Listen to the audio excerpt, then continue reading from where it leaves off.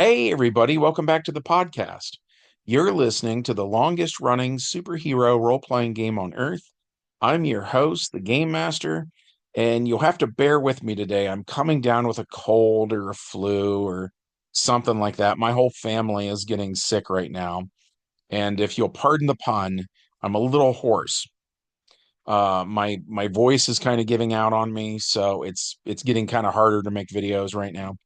So I hope I don't cough or have to clear my throat or anything like that. If I do, I apologize in advance. I know I've said this before, but I feel like it bears repeating. I'm kind of an old man now. I've never been like computer literate or anything like that, and so I don't edit my videos. I just do the video in one take. Um, so yeah, if anything goes wrong, I apologize. Okay, so that said, I don't know if I've ever shared this particular piece of information or not. But when my kids were little, they were in really bad health to the point where I feel like I was going to the emergency room at least once a week.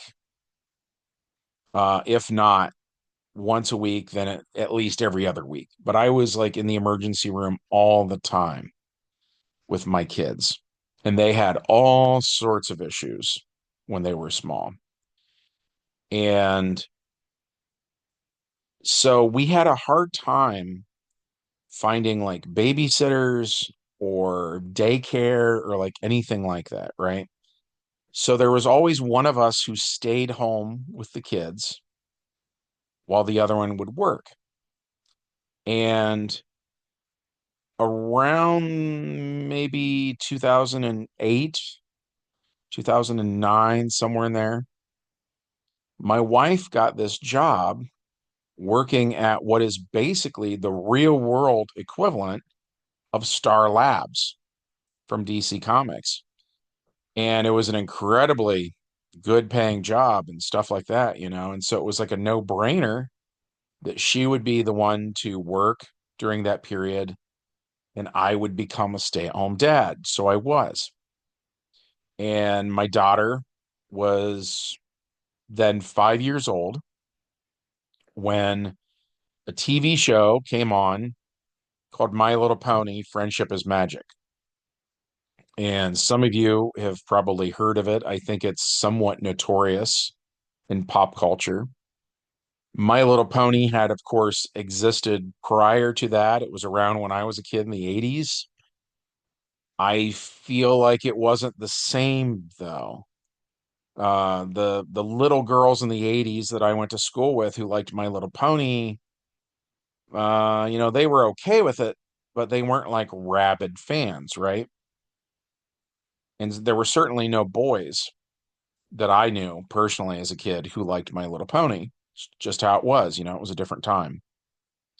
But then you get to 2010, I think it was, when Friendship is Magic came out, and it just seemed to like explode onto the scene and had a huge fan following, right? Including guys, because of course we've probably all heard of bronies by now. Well, so my daughter, I would argue, was probably the target demographic there, right? She's a 5-year-old little girl. So she loved My Little Pony so much. And when she would talk to me, just about her day or whatever, half the time she had a pony toy in her hand at the time. The other half the time she was at the very least talking about something about My Little Pony.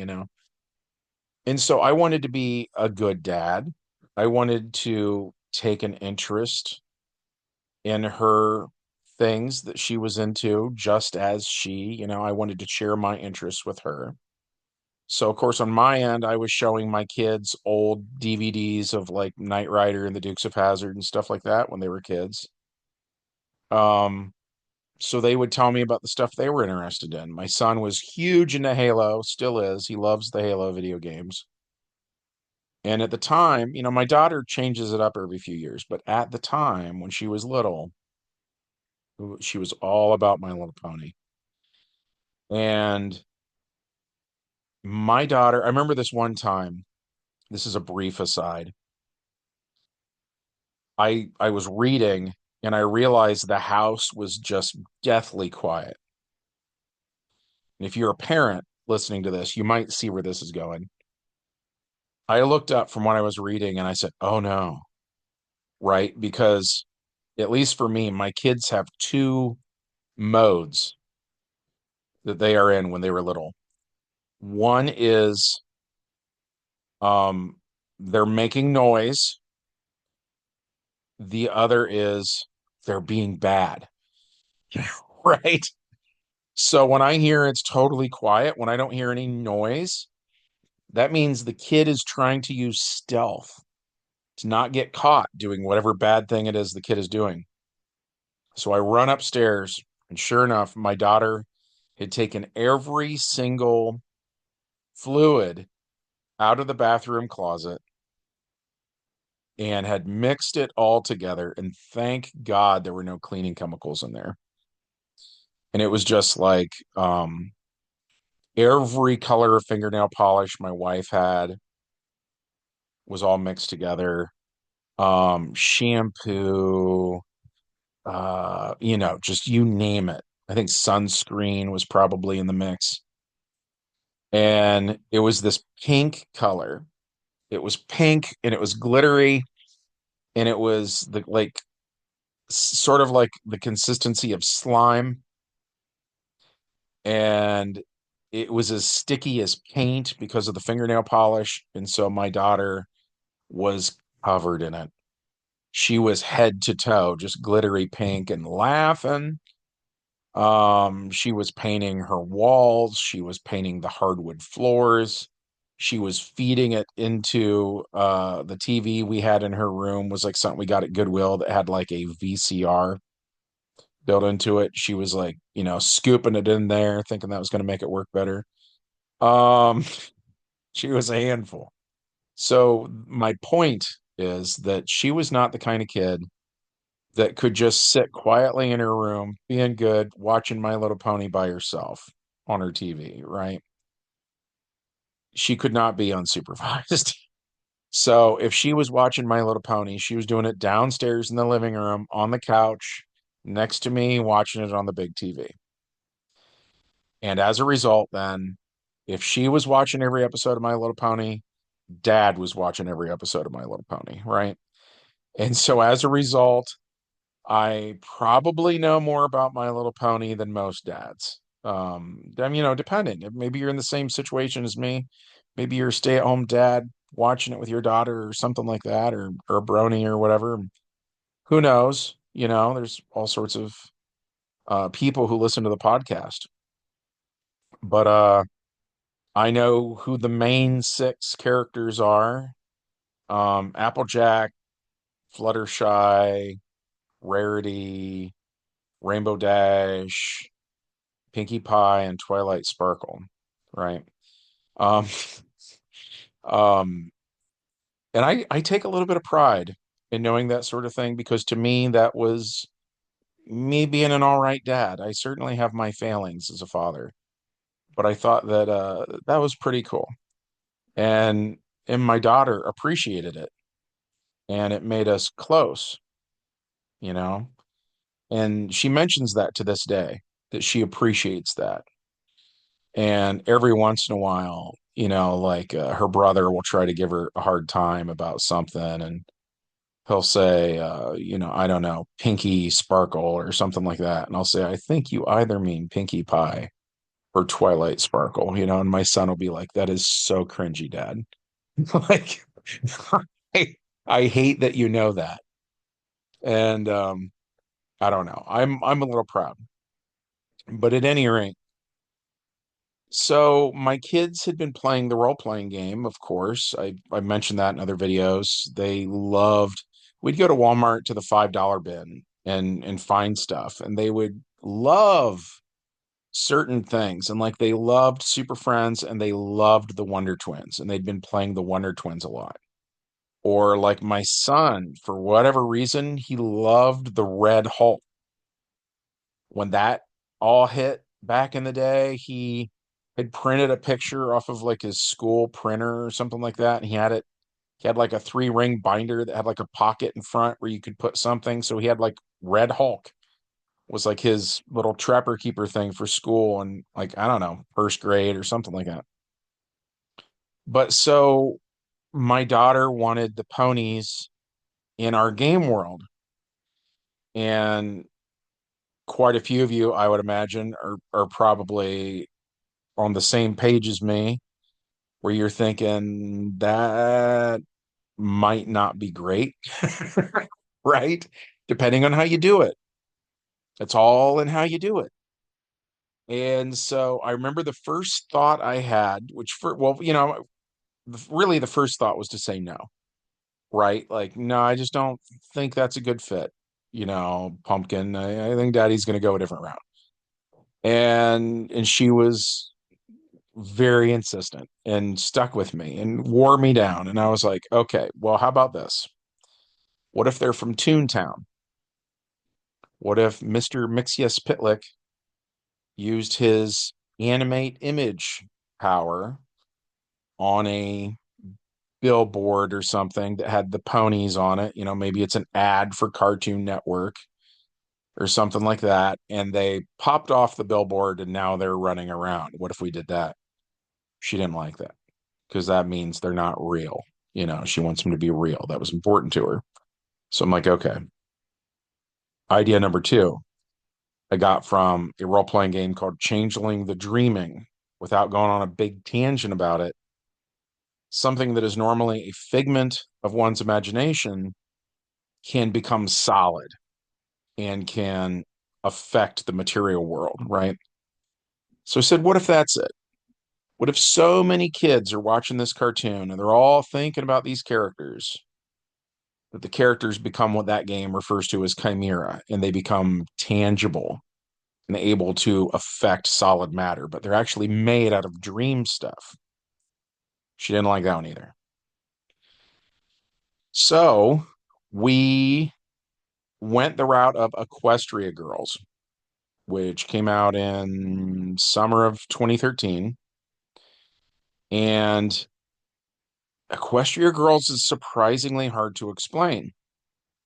I don't know how familiar you are with the Wizard of Oz books, the original books, but there's a character. Well, I guess the first thing I should say is that Oz, one of the early ideas that kind of got retconned there was that Oz was going to be just Australia, right?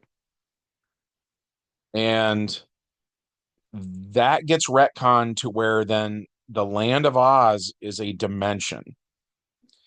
And so it might be located on their Earth where Australia is on our Earth, but it's this kind of other realm. It's like you know, that world and our world are flip sides of the same coin, is what they say, right? And they even borrow a little bit from Alice in Wonderland with the whole looking glass thing. And mirrors show up a lot in the Oz stories. And so you find out that there is this being named Ozma. And I can't remember now if she's a princess or a queen or whatever. She is somehow royalty, but she has a connection to the land of Oz, right? And you find out that her counterpart on the flip side, which is Earth, is Dorothy Gale. So the reason why Dorothy seems to also have these certain connections, and she has stuff going on with like fate and destiny and stuff like that, it's all because her and Ozma are linked to each other, right? And if you're not familiar with the Wizard of Oz books, I will mention then the Never-Ending Story, which was popular when I was a kid. It's kind of had a resurgence in recent years, partially thanks to Stranger Things, oddly enough. Um, but in that movie, the original movie, we meet the protagonist whose name is Bastion, and he reads this book called The Neverending Story. And the protagonist in the book is a kid named Atreyu. And just like how Dorothy and Ozma have this connection, so too do Bastion and Atreyu, right? Where they are kind of flip sides of the same coin. And just as Bastion is the protagonist, main guy person in the real world, Atreyu is the main guy in Fantasia, right? So you see where I'm going there, hopefully. And also, by the way, they use mirrors to represent this idea. So there's a scene in the Neverending Story where Atreyu is someplace cold and snowy, and he walks up to this wall, and there's a reflection there. And in the reflection, what he sees is Bastion reading the book. And Bastion reads about this in the book.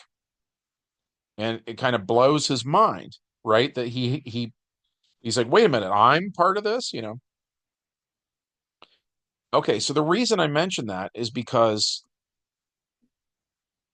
the friendship is magic portion of the My Little Pony continuity takes place in this fantasy world, not unlike Fantasia or Oz or Wonderland or whatever, right? It's this kind of fairy tale realm where the majority of people there, for whatever reason, are ponies.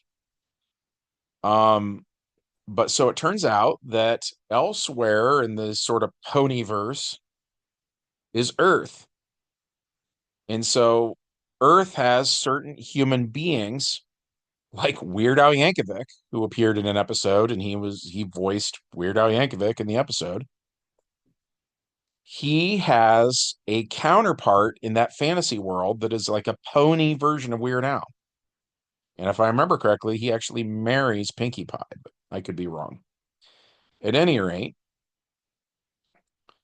so just as Weird Al has sort of this pony counterpart in this other realm, so too the main six characters, the protagonists, all have counterparts on Earth.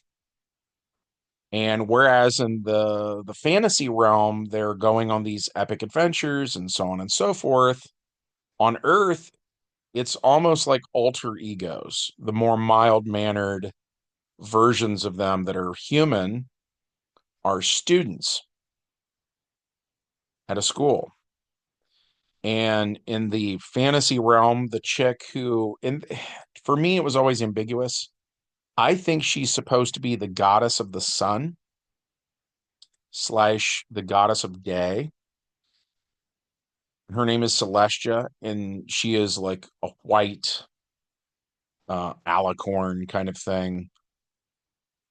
She has a twin sister who's like black as night, and I think she's supposed to be the goddess of night and the moon and stuff like that. But I don't ever remember them calling them a goddess, you know. But I think that's what they are. At any rate.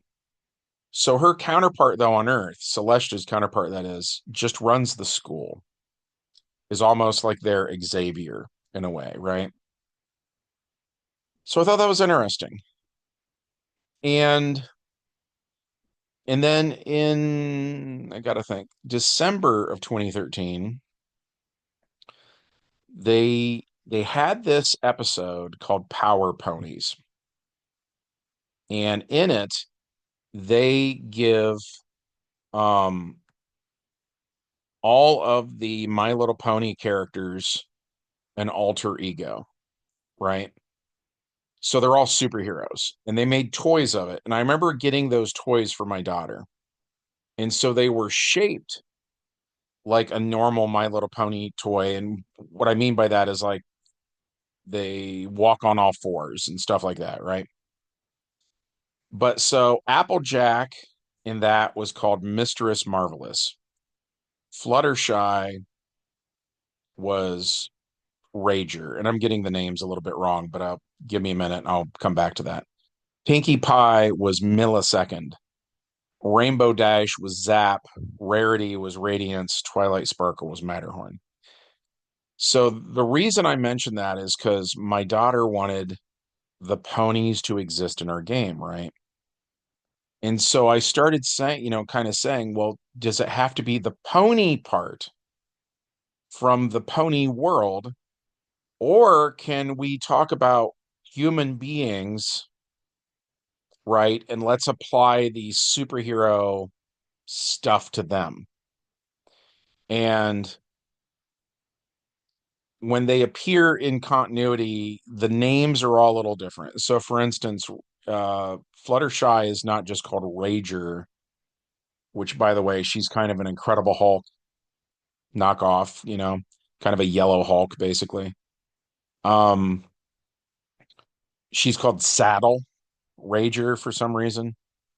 And so our thinking in our game was, well, if we do away with the pony aspect of them, though, and you focus on they're like girls at a school, and we're trying to do more of kind of like an X-Men thing, they wouldn't have horse puns then. You know what I mean? Like it just wouldn't make any sense. So that was the route we went. And we said, yeah, that there's a character named Rager, and she's kind of like a yellow She-Hulk kind of a thing. So we went that route, and they had pretty normal adventures. And we only ever saw them in their superhero forms. We never actually saw them in continuity in their normal forms. And the reason I did it that way was because I thought it was kind of weird that like their counterparts, because for instance, Ozma is a weird name, but she lives in a weird world, right? But her counterpart is named Dorothy. It's like a normal girl's name. But none of them in the Earth stuff had normal names. You know what I mean? It wasn't like Rarity was suddenly named Vanessa, or Twilight was, whatever, Susan or something like that. They weren't doing that. And I thought that was kind of odd. So I tried to get around that a little bit. Um, and so we did that for a while, and my daughter liked that. But then after a while though, she really wanted the pony part of it. We were doing ponies without them being ponies, and I think that irritated her.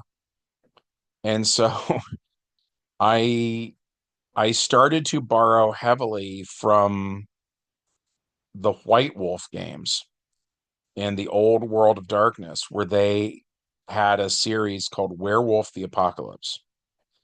And the way they did a werewolf, which I thought was pretty cool, was first of all, they knew you want him to be able to look human and pass for human in human society. So, okay, makes sense, right? But then they all, and then you need a version where he's just a wolf. And maybe he could be part of a wolf pack and the other wolves wouldn't even know he wasn't one of them. So they did that too. That was at the opposite end of the spectrum. And then, like a lot of modern horror movies, they would give him a half and half form that's really, really big, like bigger than a human, stronger than a human, stuff like that. Basically, like a wolf furry, anthropomorphic form. Well, they wanted to pay tribute though to the original Wolfman movie, which I thought was really nice, and a lot of people don't do that. So they said, between the halfway form and the human form, we need there to be another form there where it is, Lon Chaney or whatever, but hairier, basically, right? So he's closer to human size. He looks very, very human with just certain slight things that are a little off, right? And then if they had that form between the halfway point and the human point, then they felt like, well, we need to even it out. And then we also need something between the halfway point and the wolf form. And so they came up with the idea of like a big, like a cave wolf, just like a bigger, stronger wolf. So the reason I mention that, because you're probably like, what the heck does that have to do with My Little Pony? Well, I noticed something. So My daughter was looking a lot at art online of the ponies, like from DeviantArt or something like that. And so sometimes they walk on all fours and they seem like what you would think a pony would be like, right?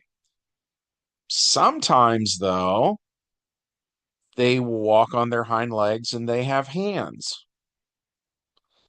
And then there's the whole Equestria girls thing. And I still don't know what the deal is with this, but sometimes the Equestria girls are the colors that they are as ponies. So, for instance, Rainbow Dash has blue skin, even in this form where she is supposed to be human, right?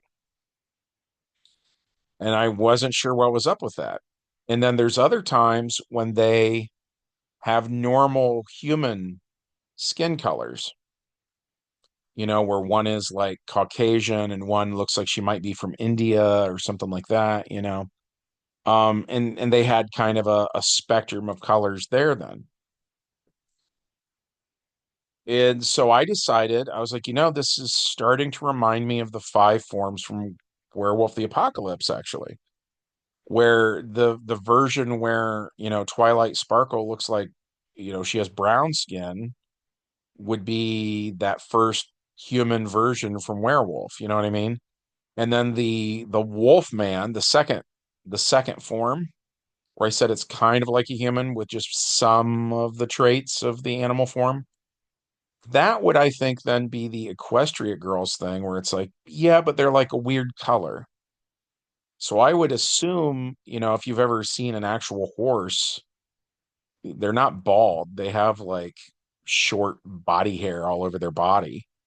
I assume that's what we're talking about, and that's what would make them be a weird color like lavender or blue or something, that a human being can't normally be. And then the half and half form, the anthroform, again, would be like a furry, right? So that now the head, it's pretty much what I have pictured here. They're walking upright, but they have kind of a muzzle like a horse, that kind of thing. But clearly they are not a horse, there's something else. And then we came up with the idea that um, with the last two forms there, one of them is basically what you're seeing for the most part on My Little Pony. And then we never really settled on the other one though, because I had thought about, because even when they're doing stuff as a horse, they're sort of like more animated and stuff. They can talk, things like that. We thought maybe that's form four, and then maybe form five would be like, no, no, it's just a blue horse at this point. Like it can't talk. You know what I mean? It can't really emote very much with its face, but we never got that far into it. We just didn't have an excuse in game to really use those final forms. And that's, by the way, that's the same. We've done a lot of stuff over the years with like werebears and stuff like that. And like they hardly ever turn into their animal mode. They're always like either a human or a furry or whatever. But so yeah, we had turned the main six characters into quote unquote were ponies. And there was this bit from an old Superman comic book with the lion Superman. And the idea is that Superman meets this chick who seems to be Circe from Greek mythology. And it turns out she's actually from Krypton. And she gives him this drink. And in mythology, there's this idea of men being turned into various animals. So in this story, they were saying that this drink turns you into whatever animal best reflects you, right? So they were saying that in the case of Superman, he had certain traits in common with a lion, so therefore that was the best animal for him to be. So we did the exact same thing. And of course, obviously, it's My Little Pony. So what are you going to turn them into, right? So we turned them all into were ponies. So then that was, in our world, they were superheroes first. Then they went on the adventure where they drank the thing, just like Superman did. So yeah, that was how we handled it. And we ran those adventures when my daughter was young. and we haven't ran them since. We haven't mentioned the characters or anything like that. My daughter uh, got a little older and decided she liked Monster High, and so she kind of just left the ponies behind, and then we never got back to doing any more pony stories. And then after Monster High, I'm trying to remember. I think then she got into Bleach. She started getting more into anime. And then after Bleach, it's My Hero Academia and Five Nights at Freddy's. Those are her current things, or My Hero Academia and Five Nights at Freddy's. But yeah, I guess that's neither here nor there. But so there for a while, every Christmas, I was buying her ponies. And just for me personally, I can't think of the Christmas season and not think of My Little Pony. It was a part of our household. They were just always there. If we were eating Christmas dinner together and I looked over under the tree, invariably there were always going to be ponies under that tree. Um, so I remember my wife would, set up a nativity set or something like that, and my daughter would put ponies in it. So our manger, had fewer donkeys and camels and stuff, and way more pastel colored ponies in our house. But yeah, I associate it with this time of year. I associate it with her at that age, and I kind of miss having ponies around in a way. I kind of miss buying them for her for Christmas. I always think kind of, for me anyways, it sucks when your kids grow up and they sort of change into other people and you miss that little kid, you know? So, but that's it for me for this one. I hope that you enjoyed this. If so, as always, smash that like button, check to see if you're still subscribed, and as always, leave us a comment. That helps us out with the YouTube algorithm, but also we love hearing from you guys. We have a great community here, and that's all thanks to you guys. So, from all of us here at the longest running superhero role playing game on earth, happy holidays, and we'll see you in the next adventure. Bye.